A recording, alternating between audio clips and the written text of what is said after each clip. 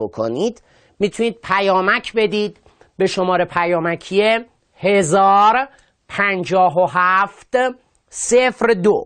اما تکنیکی که اینجا میخوام بهتون آموزش بدم به عنوان مشت نمونه خروار این مجموعه به این صورت هست. تست کنکور سراسری سال 91 به ما گفتن در یک نوسان ساده رابطه بین سرعت و مکان به صورت v به توان 2 مساوی 14 منهای 4000 تا x به توان 2. حالا شما به ما بگید شتاب ماکسیموم این نوسانگر برابر چند متر بر مجذور ثانیه است. این هم توی سیستم SI. دوستان عزیز، راه حل معمول حداقل نیم صفحه جا میگیره. باید از فرمولای مختلف استفاده بکنید، روابط مختلف رو با هم ممزوج بکنید.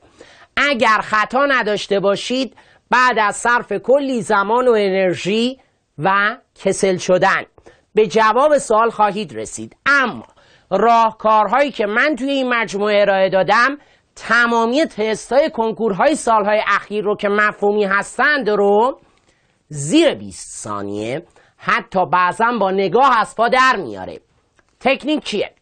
توی همچین تستی برای اینکه شتاب ماکسیموم رو به دست بیارید اول یه رادیکال، بعد اعداد ثابت حاضر در رابطه رو در هم ضرب میکنید و زیر رادیکال قرار میدید.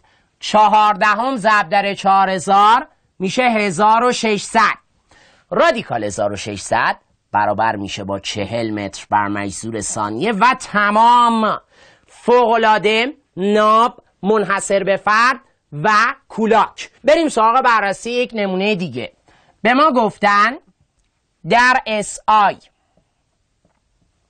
رابطه سرعت مکان به صورت v به توان 2 مساوی 1/10 منهای